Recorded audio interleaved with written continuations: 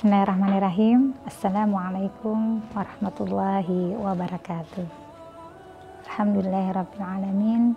Wassalatu wassalamu ala asrafil anbiya wal mursalin Sayyidina wa maulana Muhammadin wa ala alihi wa sahbihi ajma'in. Asyhadu an la ilaha illallah wa asyhadu anna Muhammadar Rasulullah.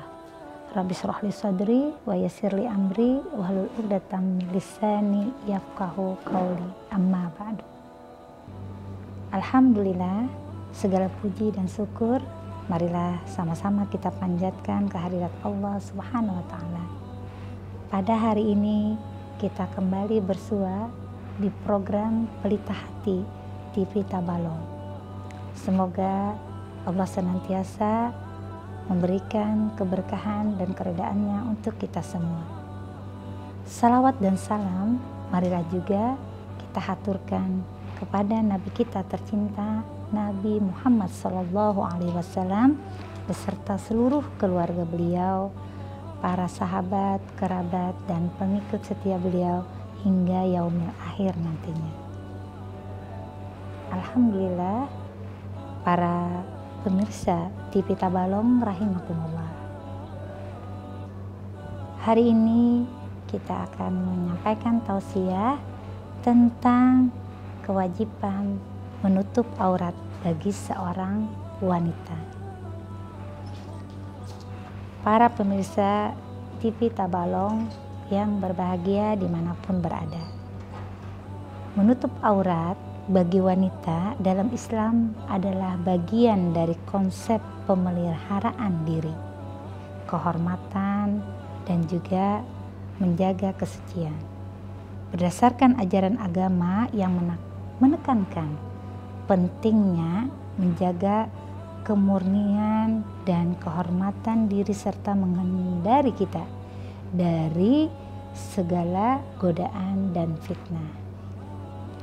Para pemirsa Pelita Hati yang dirahmati Allah,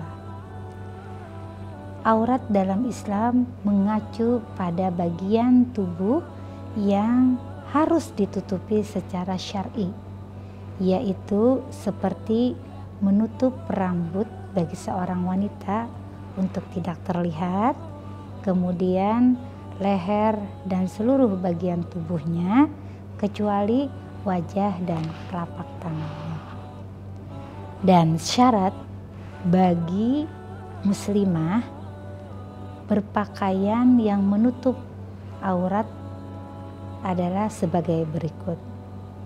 Jadi syarat pakaian bagi seorang muslimah itu yang pertama adalah pakaiannya tidak terlalu tipis.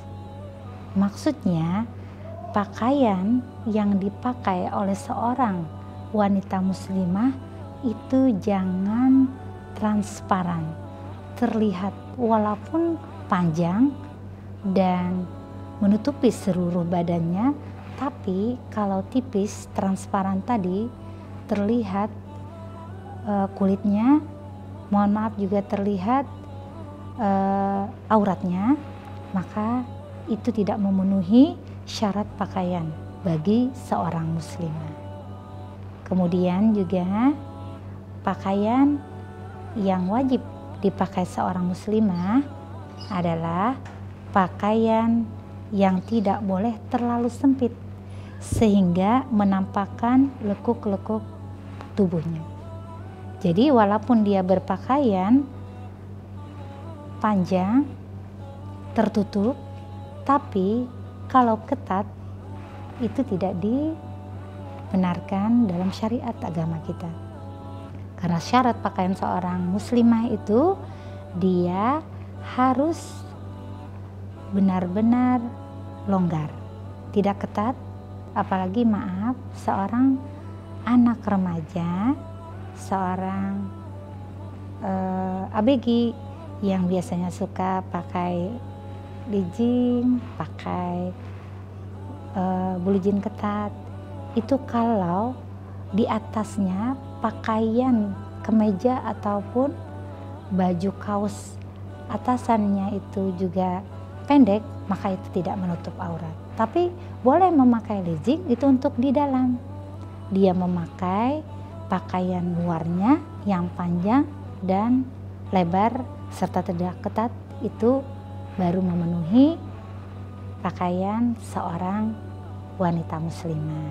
Kemudian syarat pakaian bagi muslimah yaitu motif atau warna pakaiannya tidak mencolok dan tidak menarik perhatian orang lain, terutama laki-laki. Maksudnya berpakaian itu boleh dengan pakaian yang berwarna, tapi jangan yang ngejreng. Pakaiannya seperti misalkan warna pelangi merah, kuning, nah itu kan warna-warna yang akan menarik perhatian dan itu akan menimbulkan nantinya fitnah.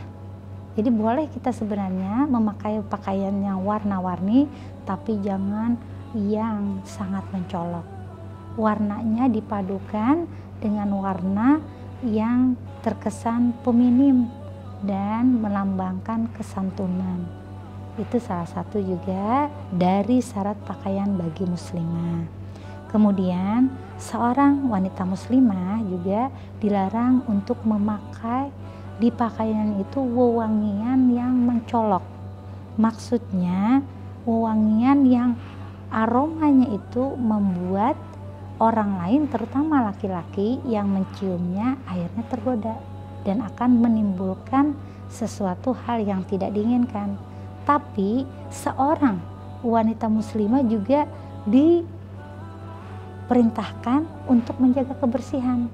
At-tuhuru satrul iman, kebersihan itu daripada iman. Jadi kita sebagai seorang wanita muslimah harus menjaga kebersihan dan perlu juga dengan wangi. Wanginya di sini wangi yang sewajarnya, disesuaikan. Bukan wangi yang mana ketika kita melewati serombongan laki-laki atau ada beberapa laki-laki yang akhirnya mencium membuat laki-laki tersebut tergoda, itu akan menjadikan dosa. Tapi wangi yang di sini wangi menghindarkan dari bau yang akan mengganggu orang lain ketika dekat dengan diri kita. Maka kita perlu juga wangi yang secukupnya untuk diri kita supaya lebih fresh, lebih segar, lebih baik dalam penampilan. Baik para pemirsa Pelita Hati TV Tabalong dimana berada. Selain itu, syarat pakaian bagi muslimah yaitu juga tidak serupa dengan pakaian laki-laki. Itu sangat penting karena biasanya kadang-kadang ada baju yang mau kelihatan stylenya itu lebih beda, dia akhirnya memakai pakaian itu sebenarnya pakaian sering dipakai oleh laki-laki dan akhirnya mirip.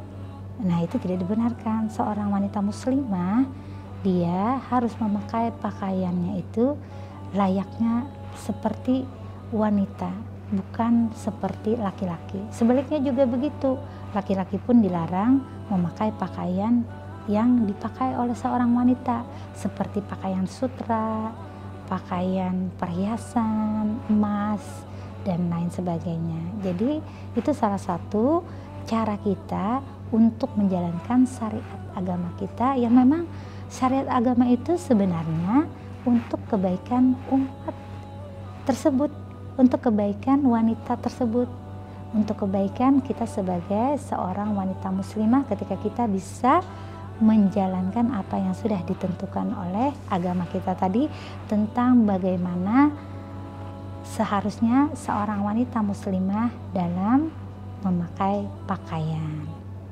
Kemudian disampaikan juga batas aurat perempuan dari Siti Aisyah radhiyallahu anha. Beliau menyampaikan bahwa adik beliau yang bernama Asma binti Abu Bakar radhiyallahu anhu masuk ke rumah Rasulullah Shallallahu alaihi wasallam dengan berpakaian tipis. Jadi diriwayatkan tuh adik dari ibunda Siti Aisyah radhiyallahu anha saat itu datang berkunjung, dan ketika itu dia tidak tahu bahwa pakaiannya itu dalam syariat agama Islam tidak dibenarkan. Dan pada saat itu Rasulullah SAW ketika melihat dia langsung berpaling dan beliau bersabda, "Wahai Asma, sesungguhnya seorang perempuan yang sudah akil balik tidak boleh terlihat auratnya kecuali ini dan ini," kata Nabi. Jadi sampaikan kepada Asma, sesungguhnya ketika seorang perempuan yang sudah menstruasi, ketika dia sudah balik, maka dia wajib menutup auratnya, tidak boleh memakai pakaian yang terlihat, yang transparan, yang tipis, dan pakaian yang tidak menutup aurat. Dan yang boleh terlihat, itu juga disepakati oleh para ulama, bahwasanya aurat perempuan itu semuanya, kecuali yang boleh diperlihatkan dan boleh terlihat itu adalah muka dan telapak tangannya. Jadi telapak tangan dengan muka itu dibolehkan seperti dalam keadaan sholat. Itulah yang harus dipakai oleh seorang perempuan muslimah dalam kesehariannya, dalam berpakaian, yang dia harus menutupi seluruh tubuhnya kecuali muka dan telapak tangannya.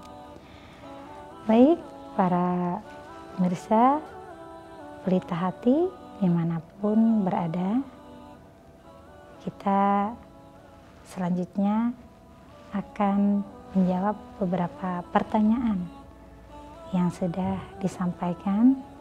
Nanti akan kita jawab di segmen yang kedua.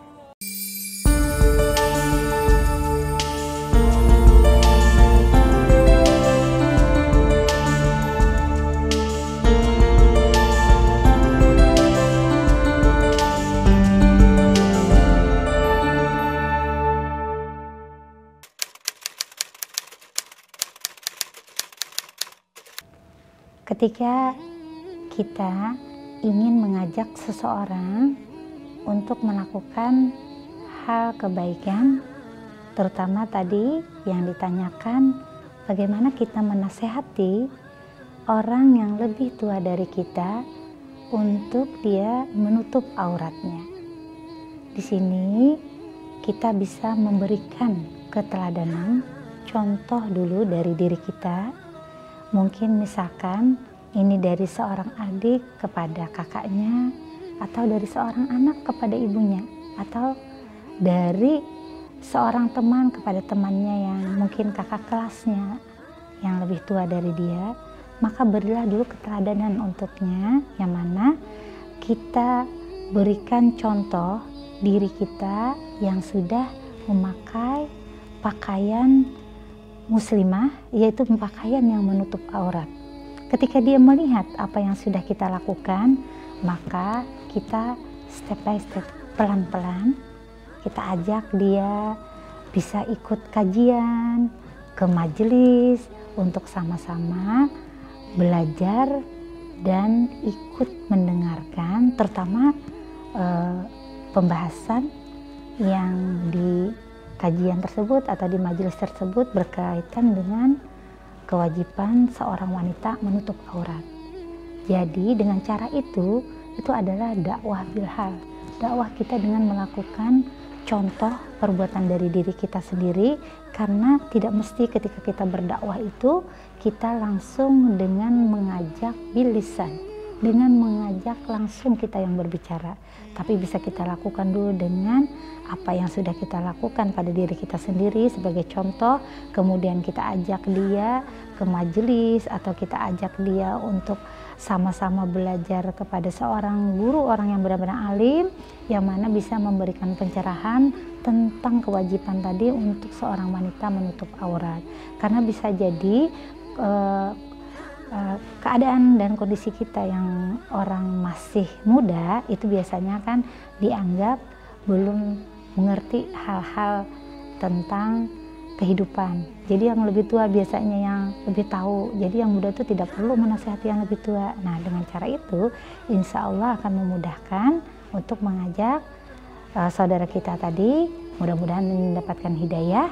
Akhirnya dia mengetahui bahwa kewajiban menutup aurat itu adalah sesuatu yang tidak boleh ditinggalkannya. Maksudnya dia harus melakukan apa yang sudah diperintahkan dalam syariat agama Islam. Menutup aurat tidak boleh terlihat oleh siapapun yang bukan mahramnya, dan yang boleh dia memperlihatkan pada dirinya hanyalah muka dan telapak tangannya. Ada lagi pertanyaan, ada seorang perempuan, dia merasa tanpa menutup auratnya dia tetap bisa menjaga dirinya sebagai wanita yang terhormat. Nah, ini ada sebuah cerita nyata yang ini bisa dijadikan iktibar buat kita semua. Ada seorang imam di masjid di luar negeri di Perancis. Pada saat itu beliau dalam majelis, ada jamaah perempuan yang bertanya kepada beliau tentang kenapa seorang wanita harus menutup auratnya. Lalu imam masjid tersebut, imam besar masjid tersebut, beliau kemudian mengambil dua biji permen, dan permen tersebut diberikan kepada perempuan tadi. Satu permen terbungkus dengan rapi, satu permen dalam keadaan terbuka, tidak dibungkus, dan dipersilahkan perempuan yang bertanya tadi untuk memilih permen yang ada di tangan beliau. Silahkan, kata beliau, ditaruh beliau, silahkan diambil di meja. Ternyata perempuan tadi mengatakan, saya mau memilih permen yang dibungkus ini. Lalu imam besar di masjid Perancis tersebut menyampaikan, ketahuilah wahai perempuan,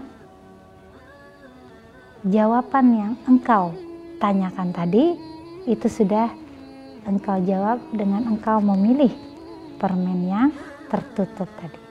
Saya ingin bertanya, kenapa engkau memilih permen yang tertutup ini?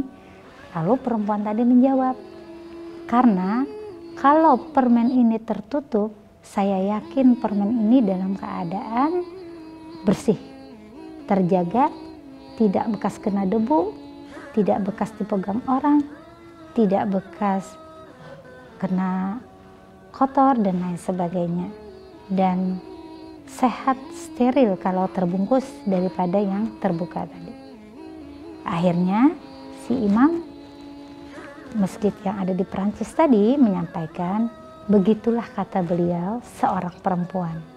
Kalau perempuan itu menjaga dirinya, ditutup dan dipelihara, seperti kita melihat yang di mall, di tempat pertokoan mewah, barang kalau masih punya segel, masih tertutup rapi, orang akan sungkan untuk memegangnya kalau tidak membelinya. Tapi kalau barang itu dijual di pasar-pasar, di obralan, itu semua orang sekendak hati memegang, memilih, dan kalau tidak jadi dilempar. Itulah perumpamaan ketika seorang wanita yang betul-betul menjaga auratnya, maka dia itu adalah wanita yang dimuliakan dan istimewa di sisi Allah dan di sisi orang-orang yang baik di sekitarnya. Karena orang baik pasti ingin memilih orang yang akan menjadi pendampingnya. Ini contohnya seorang laki-laki ya. Kalau ingin mencari seorang istri, dia akan memilih perempuan yang terjaga, yang terpelihara, dan tidak bisa sembarang orang mendekati perempuan tersebut apalagi menyentuhnya. Begitu juga tadi bagaimana perumpamaan yang diberikan contoh dari seorang imam besar di masjid Perancis tadi, akhirnya si perempuan yang bertanya itu pun paham bahwasanya kenapa perempuan itu harus menutup auratnya,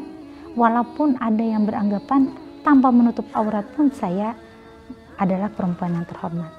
Perempuan terhormat itu yang memberikan predikat adalah orang-orang yang ada di sekitarnya. Yang memberikan predikat dia terhormat adalah dia sebagai orang yang beragama Islam, apalagi orang yang beriman, itu adalah kemuliaannya di sisi Allah Subhanahu wa Ta'ala. Dan Allah memuliakan dirinya ketika dia menjaga kehormatannya, menutup auratnya, menjaga amanah yang dititipkan oleh Allah kepadanya untuk dia memelihara dirinya supaya tidak terlihat dari orang-orang yang bukan mahramnya. Dan itu kembali kepada dirinya untuk memuliakan dia sebagai seorang wanita, karena Islam datang memberikan keistimewaan, kekhususan untuk wanita. Dan dalam Al-Quran pun ada surah khusus untuk wanita, yaitu surah An-Nisa, yang mana perempuan yang dulunya pada zaman jahiliyah, pada zaman Islam belum datang, pada zaman Rasulullah SAW, Nabi kita Muhammad SAW belum diutus, itu perempuan sekehendak hati diperlakukan. Perempuan sekehendak hati diperlakukan, dan perempuan tidak ada nilainya di mata laki-laki zaman waktu itu, di zaman kafir Quraisy. Jadi dengan datangnya Islam, perempuan dimuliakan. Malah zaman dulu kalau wanita atau perempuan, seorang wanita melahirkan anak perempuan, maka anak perempuan itu dikubur hidup-hidup karena mereka merasa malu, karena menganggap perempuan itu tidak ada nilainya. Padahal perempuan di dalam Islam, setelah datangnya Islam, diberikan kemuliaan yang sangat tinggi.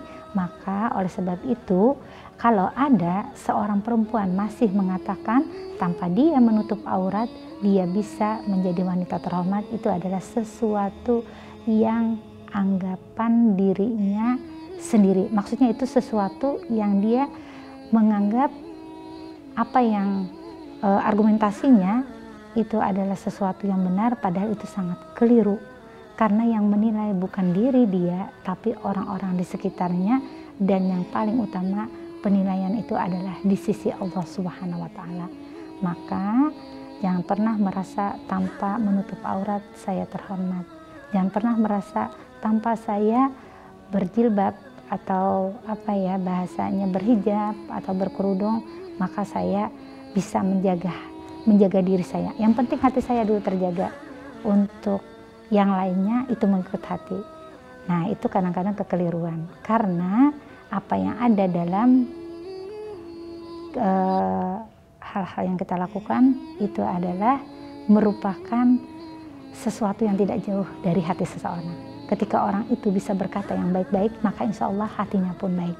Ketika orang itu selalu memberikan kebaikan, tabasum, senyum yang manis kepada orang lain, berarti dia mempunyai sifat yang baik kepada orang lain. Tapi kalau dia mengatakan yang penting hatinya yang baik, di luaran itu terserah apa yang mau dilakukan orang tersebut, itu tidak bisa dijadikan sesuatu yang menjadi bukti bahwa tidak perlu hati baik, tapi yang penting orang yang baik. Yang sesungguhnya betul, berhati baiklah kita dan jadilah orang baik secara lahir batin, insya Allah. Jadi ada pertanyaan lagi, yang mana ada seorang wanita ketika dia memakai hijab atau berjilbab itu ketika dalam momen-momen tertentu, dalam sesuatu yang memang harus dia memakai itu, misalkan ketika hari raya, hari-hari besar Islam, mungkin ada momen yang tidak boleh tanpa jilbab, maka dia memakai jilbab. Tapi ketika di hari-hari biasa atau kesehariannya dia tidak menggunakan itu. Nah, itu perlu kita kembali meluruskan, karena biasanya hal tersebut bisa jadi karena ketidaktahuan orang tentang kewajiban dari menutup aurat. Jadi dia menganggap cukup dia berpakaian sopan, cukup dia dengan baju lengan panjang, kemudian bajunya sampai kaki, sampai mata kaki, tanpa dia menutup rambutnya dengan kerudung atau hijab atau jilbab, maka dia menganggap itu sudah sesuatu yang baik. Nah, ini perlu kita jelaskan bahwasanya seorang wanita itu dimanapun, kapanpun, dalam momen apapun, dia diwajibkan untuk menutup auratnya. Jadi bukan hanya ketika saat-saat di hari raya, dalam keadaan berbaju muslimah, di hari-hari besar, ada kegiatan maulid atau kegiatan Isra Mi'raj atau kegiatan majelis-majelis lainnya, baru dia memakai jilbab. Tapi kalau sudah di luar, dia mau pakai jilbab atau tidak itu terserah dia, itu tidak bisa. Karena Islam sudah mengatur sebaik-baiknya untuk wanita tersebut mendapatkan kehormatan, mendapatkan keamanan dan perlindungan dengan dia menutup aurat yang ada pada tubuhnya. Dan dia boleh memperlihatkan muka dan telapak tangannya saja dalam kesehariannya. Jadi kalau misalkan masih ada yang seperti itu, maka hendaklah kita mengatakan kepada dirinya bahwasanya Islam sangat memuliakan seorang wanita dengan cara Islam memberikan perintah, syariat agama Islam menyuruh untuk seorang wanita tersebut jangan memperlihatkan selain muka dan telapak tangannya, termasuk tadi kelihatan rambutnya. Karena ini sangat penting, ketika satu helai rambut perempuan terlihat yang bukan mahramnya, maka dia telah memasukkan 4 orang laki-laki ke dalam api neraka. Nauzubillah summa nauzubillah. Yang pertama orang tuanya, ayahnya, kemudian suaminya, kemudian saudaranya, dan kakeknya. Jadi hendaklah kita menjaga orang tua, saudara kita, dan keluarga kita untuk selamat terhindar dari siksaan api neraka. Dan demikian yang bisa kami sampaikan. Terima kasih banyak atas segala perhatiannya. Mohon maaf atas segala salah hilaf, dan kami akhiri dengan hadanallahu iyyakum ajmain. Wassalamualaikum warahmatullahi wabarakatuh.